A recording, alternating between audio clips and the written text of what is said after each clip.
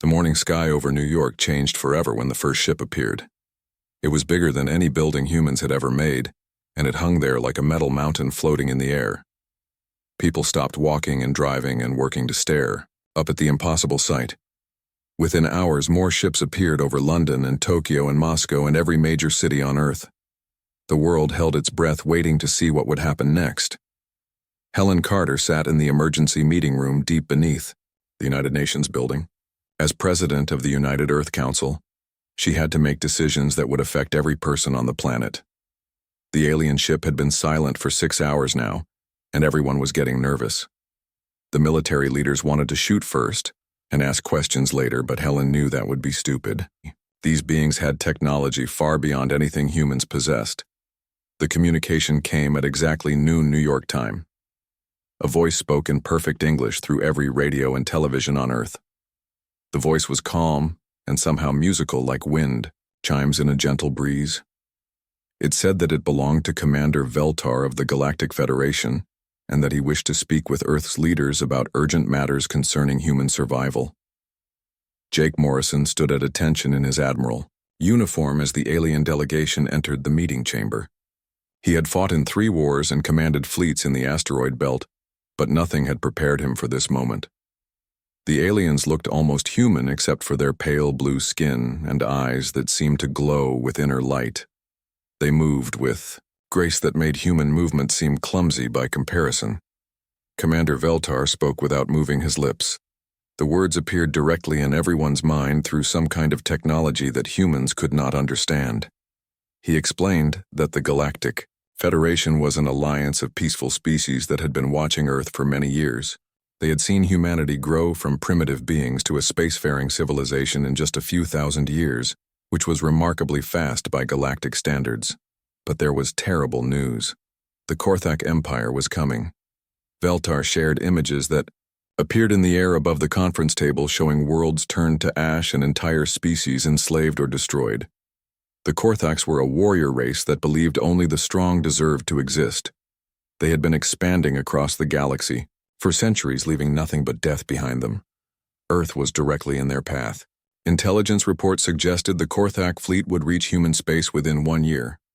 The Federation had debated whether to intervene and had decided that humanity showed enough promise to deserve protection.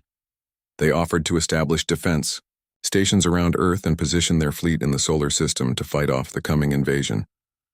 Lisa Hayes watched the alien technology with fascination. As Earth's top scientist studying alien life, she had dreamed of this moment, but never expected it to happen in her lifetime. She noticed how the Federation beings seemed perfectly designed for their roles. The Zephyrians, like Veltar, were clearly leaders with commanding presence and natural authority. The engineer types called Thurlians had extra arms and eyes that let them work with complex machinery. The scientists known as Mikarans had large heads that suggested powerful brains. Humans seemed different from all of them. Where the aliens were specialists, humans could do many different things reasonably well.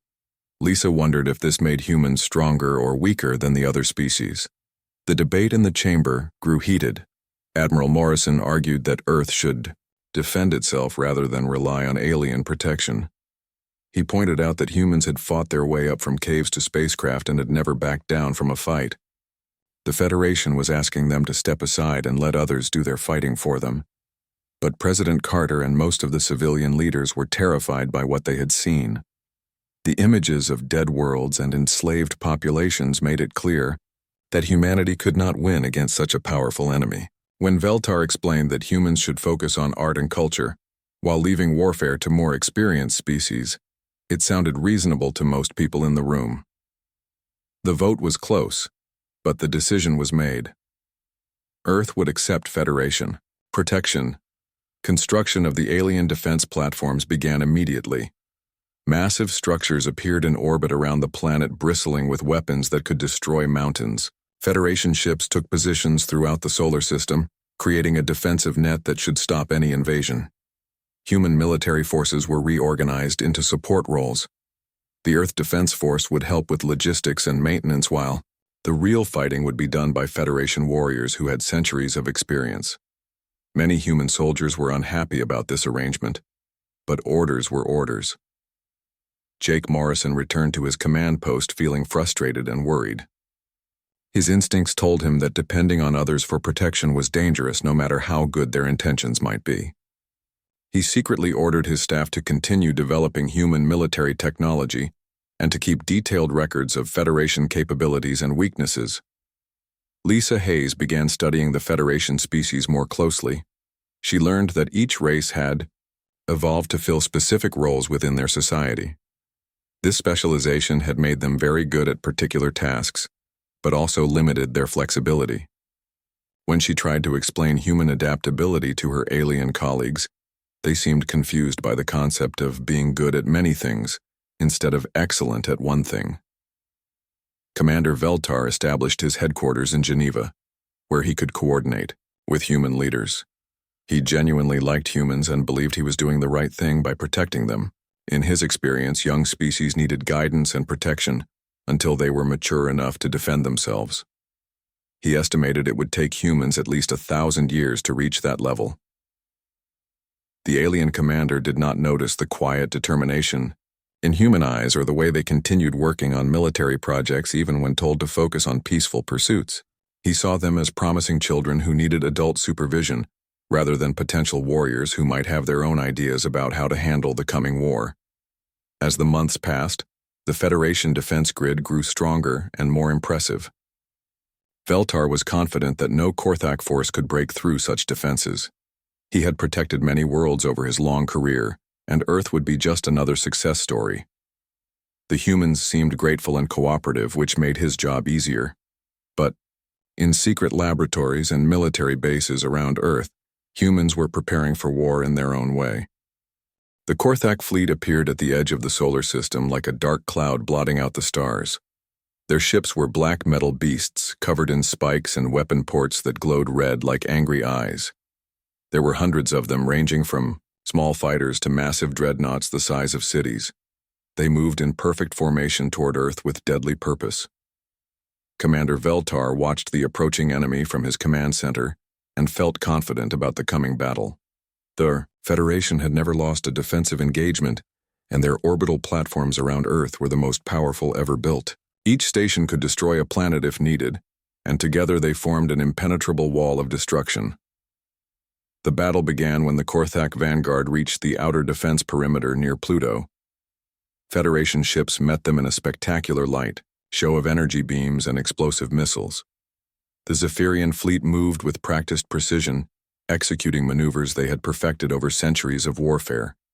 Their weapons were clean and efficient, designed to disable enemy vessels with minimal waste of energy.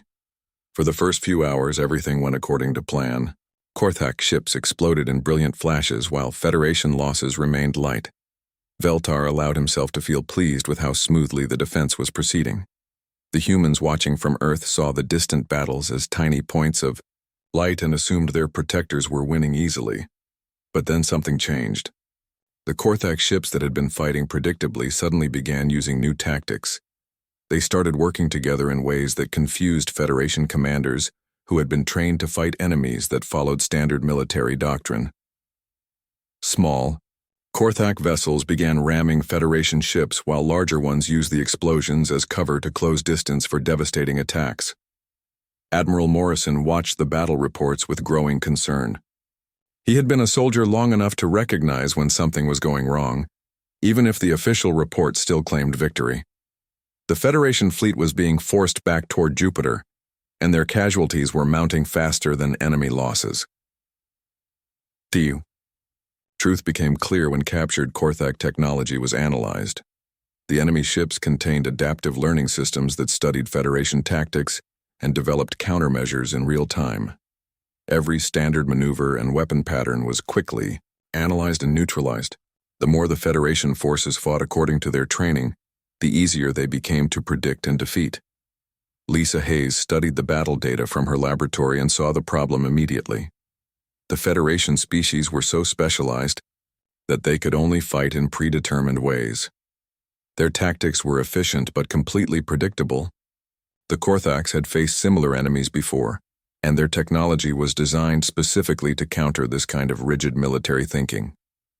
The defense began collapsing faster than anyone had expected. Federation ships retreated in disorder, while Korthak forces pushed deeper into the solar system. The orbital defense platforms around Earth tried to provide covering fire, but they were designed to stop ships approaching from expected directions. The Korthaks came from above and below the planetary plane using three-dimensional tactics that caught the defenders off guard. Ben Rogers stood on the bridge of the Earth starship Liberty watching the disaster unfold. His ship was officially assigned to support duties, but he had kept it armed and ready despite Federation orders. Around him, his crew of former military personnel waited for orders that they all knew should come, but probably would not. President Carter received increasingly desperate reports from Veltar as his forces were pushed back to the inner system. The alien commander admitted that the situation was worse than expected and suggested beginning evacuation of Earth's population to Federation colonies. He still believed his remaining forces could hold long enough to save some humans, but Earth itself might be lost. The breaking point came when Korthak ships broke through the main defense line near Mars.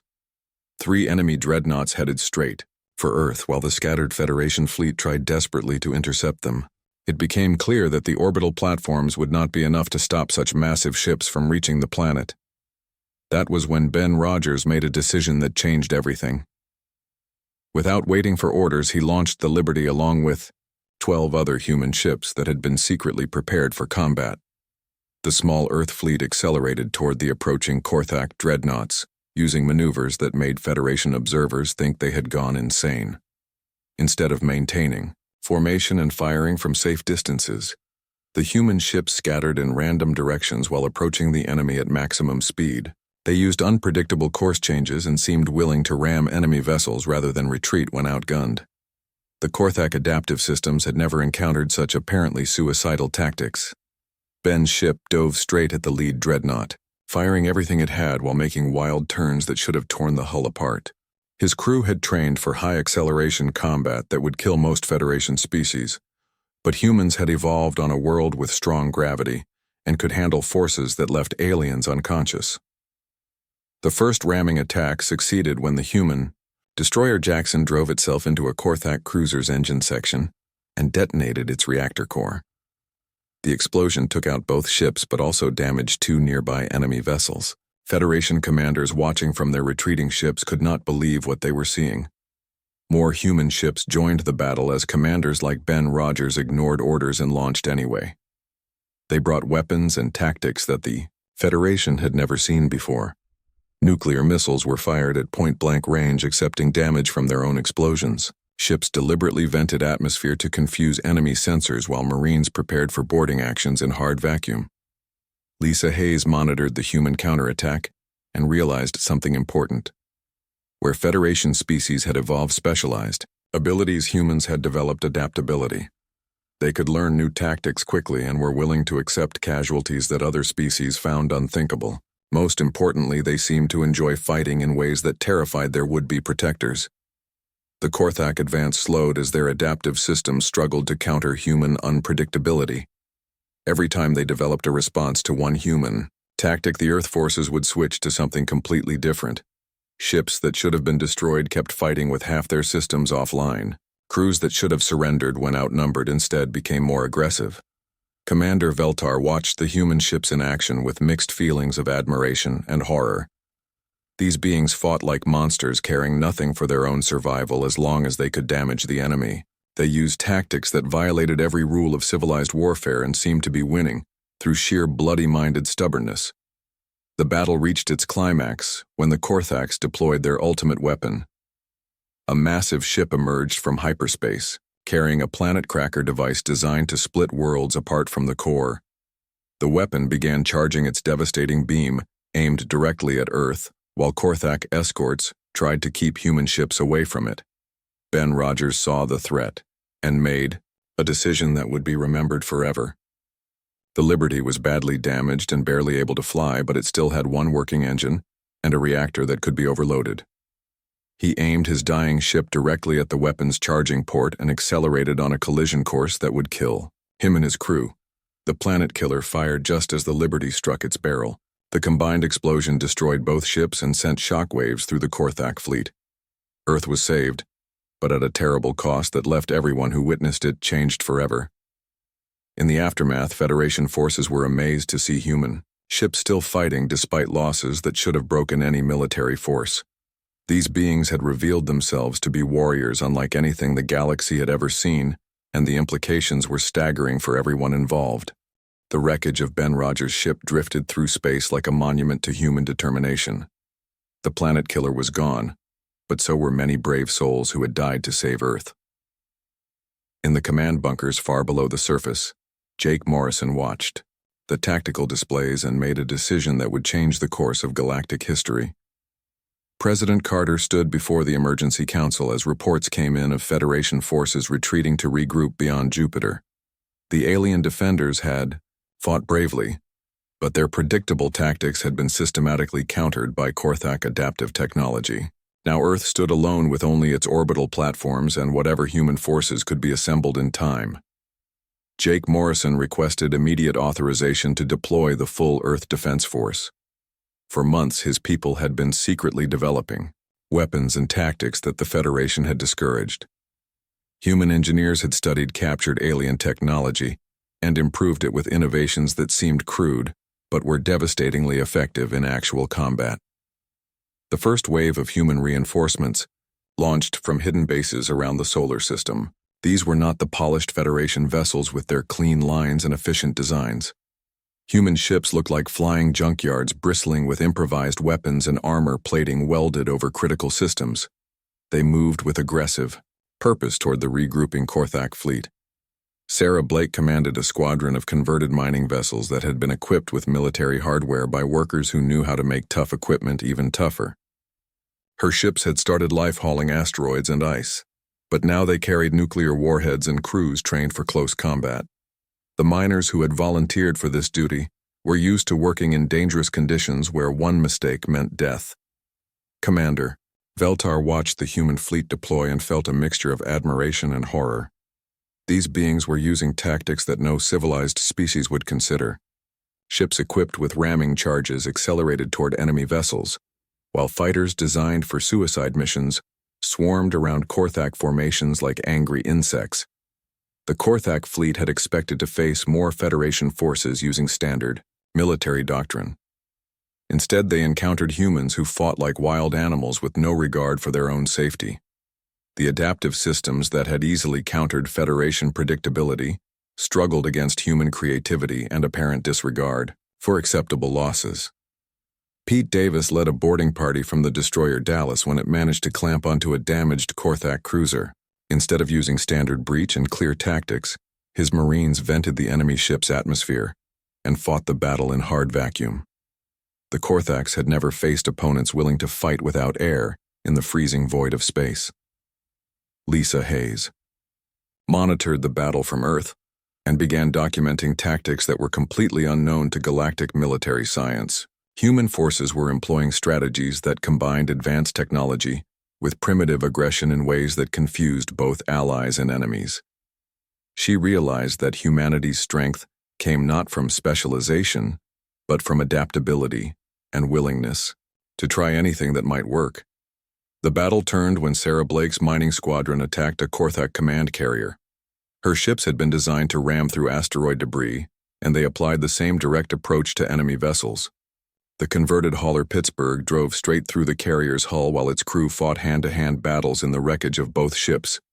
Human fighters swarmed over damaged Korthak vessels like scavengers picking apart a carcass. They used weapons that violated every treaty of civilized warfare, including nuclear charges set to detonate inside enemy hulls, and chemical weapons that ate through armor plating. The Korthaks had never faced opponents who seemed to enjoy causing maximum destruction. The turning point came when human engineers managed to capture intact Korthak technology and immediately began modifying it with improvements that seemed insane, but worked perfectly. They added redundant systems to alien weapons and combined Korthak energy shields with human kinetic barriers to create hybrid defenses that were stronger than either system alone. Commander Veltar realized that these humans were unlike any species the Federation had encountered. Where other races had evolved specializations that made them excellent at specific tasks, humans seemed capable of learning and adapting to any situation. They took alien technology and made it better through innovations that specialized species would never consider. The Korthak adaptive systems began failing as they tried to counter human unpredictability. Every time they developed a response to one tactic, the humans would switch to something completely different, often combining technologies that should not work together, but somehow did. Ships that should have been destroyed kept fighting with jury-rigged repairs that held together through determination and desperate creativity. Jake Morrison coordinated the human counterattack from his command ship while staying in constant communication with squadron leaders who reported enemy positions and weaknesses. Unlike Federation commanders who followed rigid chains of command, Jake encouraged his people to use their own judgment and take initiative when opportunities presented themselves. The battle reached its peak when the Korthaks attempted to retreat toward the edge of the solar system. Human forces pursued them with relentless aggression, refusing to allow the enemy time to regroup or analyze their new tactics. Ships that were badly damaged continued fighting until they physically could not move anymore. Amy Parker led a wing of hybrid fighters that combined human engineering with captured Korthak technology. Her pilots had learned to use enemy weapons against their creators, while adding modifications that increased damage output at the cost of safety margins that alien designers considered essential. The result was fighters that could destroy ships, much larger than themselves. The final phase of the battle occurred near Saturn, where the last major Korthak formation made its stand. Human forces attacked from multiple directions using every tactic they had learned during the fighting. Nuclear ramming charges detonated inside enemy shields while boarding parties captured ships that were then turned against their former allies. Lisa Hayes watched the tactical displays and saw something that amazed her. Human forces were not just winning, they were learning and improving with each engagement. Crews shared information and adapted new techniques faster than any species should be able to manage. The same adaptability that had helped humans survive on Earth was now helping them dominate in space combat. Commander Veltar received reports that the entire Korthak invasion fleet had been destroyed or captured. The beings he had come to protect had not only defended themselves, but had achieved a victory that Federation forces could never have accomplished. These humans had revealed themselves to be the most formidable warriors the galaxy had ever seen. The aftermath of the battle left everyone changed. Human ships patrolled the outer solar system, while repair crews worked to restore damaged vessels using a combination of human engineering and captured alien technology. Earth had not just survived the invasion, but had emerged as a major military power that demanded respect from both friends and former enemies. In the silence that followed the fighting, Jake Morrison looked at the tactical displays showing human ships in control of the entire solar system. The beings who had promised to protect Earth had instead learned that humanity needed no protection from anyone. The question now was what humans would do with their newly demonstrated power. The smoking wreckage of Korthak ships drifted through the outer solar system like monuments to human determination. Commander Veltar stood in his temporary headquarters on Earth, watching repair teams work on captured alien vessels with modifications that seemed impossible, but clearly functioned. The humans were not content to simply survive the invasion. They were preparing to take the war to their enemies. Jake Morrison addressed the Emergency War Council with plans that made Federation observers uncomfortable. Instead of rebuilding defenses and hoping the Korthaks would not return, he proposed Operation Payback, a massive counteroffensive that would pursue the enemy back to their own territory. The Admiral's logic was simple and brutal. If you let dangerous enemies escape, they will return stronger and angrier. President Carter listened to the debate between her military advisors and the Federation representatives. Commander Veltar argued that such aggressive action violated galactic conventions, and that civilized species did not pursue retreating enemies beyond their own systems. But the images of dead worlds destroyed by Korthak expansion made the human position clear. Some enemies could not be allowed to regroup and attack again. The decision was made when intelligence reports revealed that the Korthak Empire was already rebuilding its fleet and preparing for another assault on Earth. Human forces would strike first using a combination of captured enemy technology and innovations that no other species had attempted. The war was far from over, and humanity intended to finish what the Korthaks had started. Amy Parker led the first squadron of hybrid fighters that combined human engineering with Korthak technology in ways that amazed and horrified alien observers. The ships were faster and more heavily armed than anything in the Federation fleet, but they achieved this performance by ignoring safety margins that other species considered essential for survival. Lisa Hayes worked with human engineers to develop new weapons based on captured alien technology, modified with human understanding of physics. Her team created gravity bombs that could collapse enemy ships from within, and computer viruses that turned Korthak adaptive systems against themselves. The weapons were crude compared to Federation standards, but devastatingly effective in actual combat. The human pursuit fleet launched 3 weeks after the battle for Earth.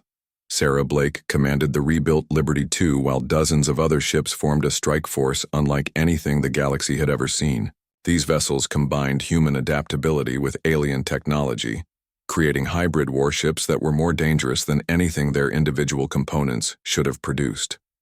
Commander Veltar requested permission to accompany the human fleet, as an observer representing Federation interests. He claimed the mission was to ensure humans followed galactic law, but everyone knew he was fascinated by these beings who fought in ways that defied everything he had been taught about warfare. First engagement occurred in the Alpha Centauri system, where a Korthak patrol fleet had stopped to repair damage from the Earth battle. Human ships attacked immediately using tactics that the enemy adaptive systems had never encountered. Ships deliberately rammed into each other while crews fought boarding actions in the wreckage of both vessels. Pete Davis led marine assault, teams that captured Korthak vessels by methods that violated every rule of civilized warfare. His soldiers used chemical weapons to clear enemy ships, then modified the captured vessels with human improvements that made them more dangerous than their original designers had intended. The process was ugly and brutal, but undeniably effective. The human fleet followed the retreating Korthaks across 3 star systems, engaging in running battles that demonstrated humanity's rapid learning curve. Each encounter showed improvements in human tactics as they adapted not only captured Korthak technology, but also abandoned Federation equipment left behind during earlier retreats. Amy Parker's fighter squadrons evolved new techniques with each battle. They learned to use enemy weapons in combination with human tactics, creating hybrid combat doctrines that confused opponents and allies alike. Her pilots flew ships that should have killed them but instead made them the most feared fighter force in known space.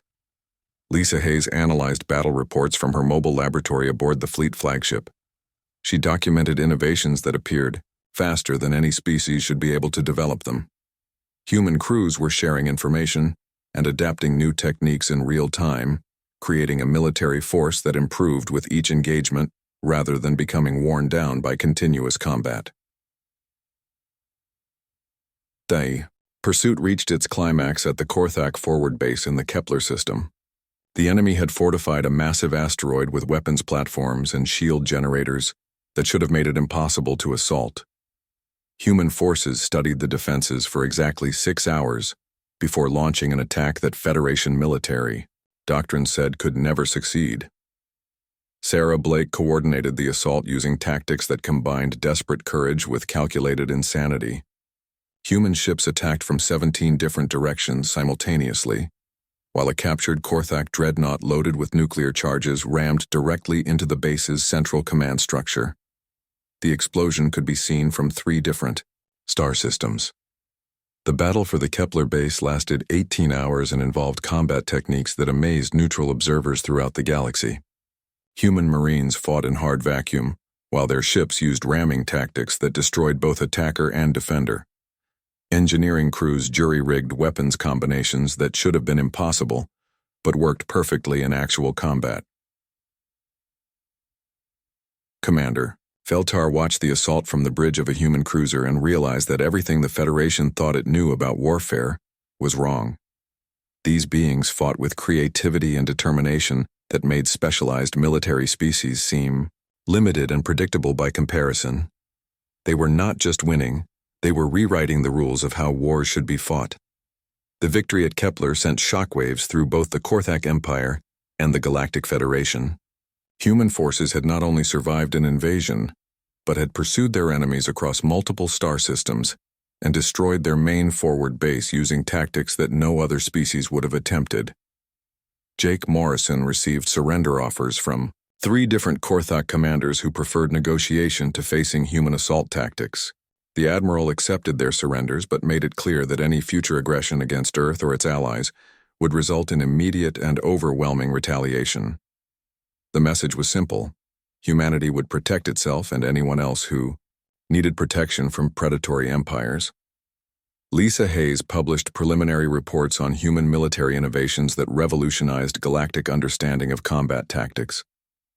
Her documentation of human adaptability versus alien specialization suggested that generalist species might have significant advantages in warfare that specialized civilizations had never considered.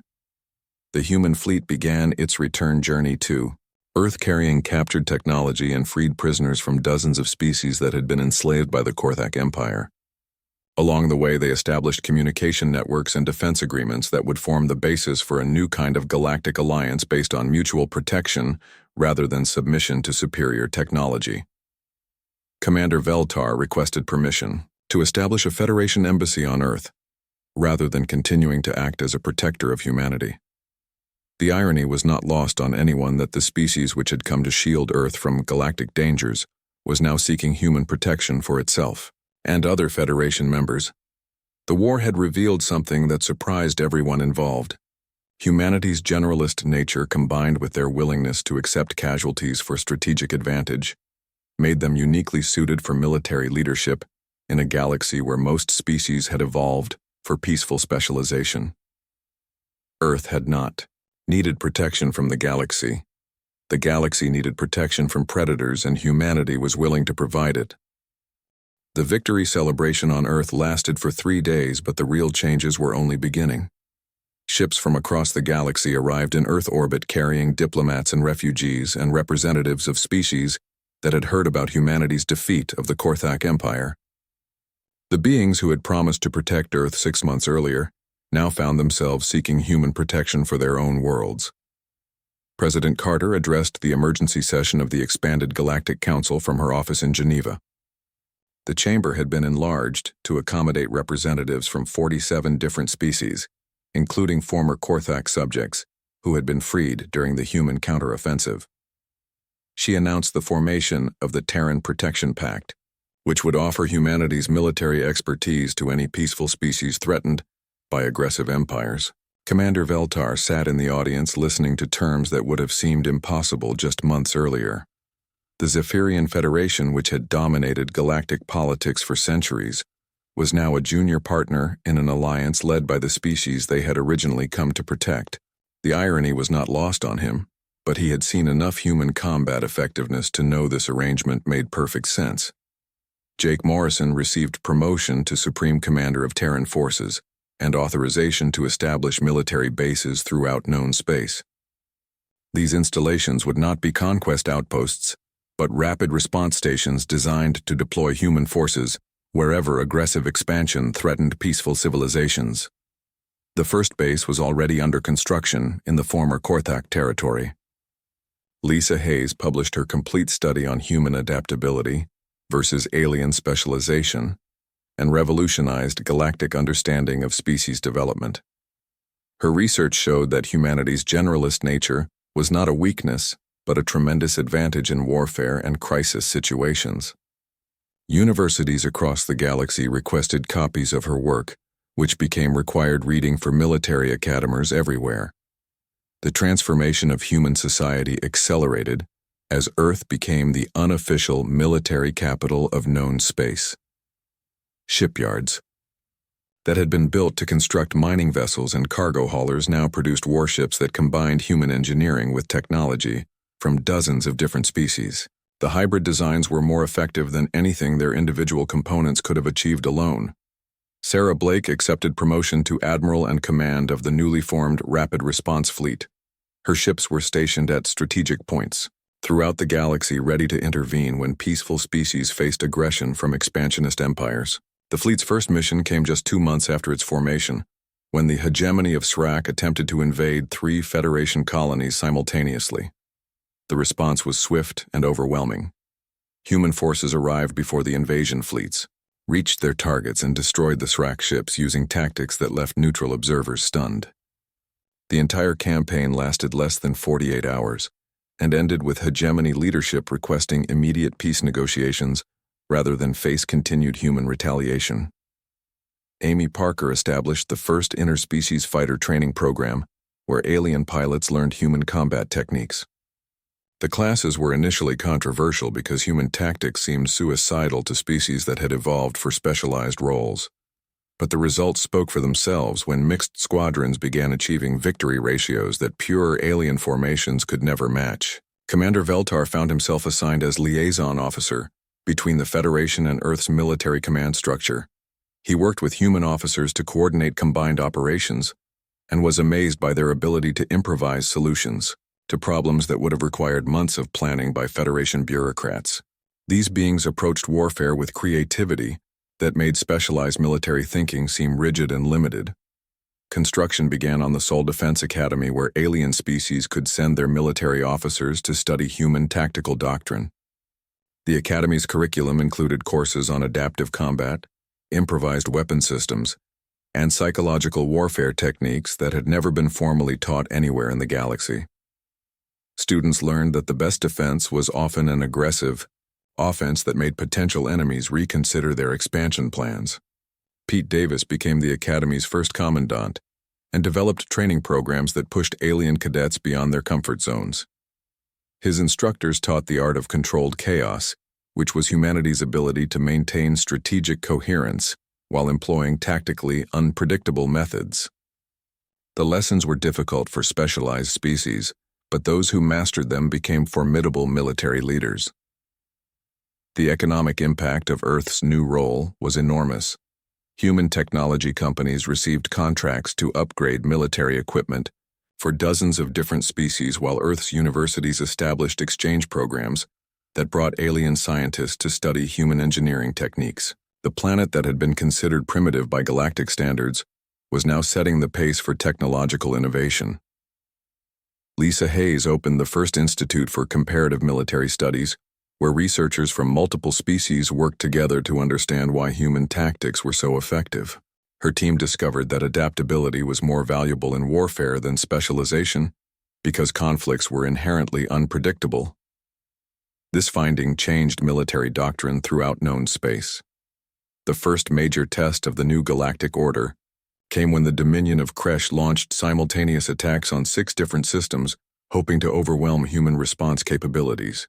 Instead, they discovered that Earth had been preparing for exactly this kind of multi-front warfare. Human fleets appeared at every battle site within hours, using hyperspace jump techniques that combined Federation technology with human navigation innovations. Sarah Blake coordinated the defense from her flagship Endeavour, while her subordinate commanders demonstrated the independence and initiative that made human military leadership so effective. Instead of waiting for detailed orders, each fleet adapted to local conditions and employed whatever tactics seemed most appropriate for their specific situation. The Kresh attacks were defeated so completely that 3 other aggressive empires immediately offered peace treaties rather than risk similar retaliation.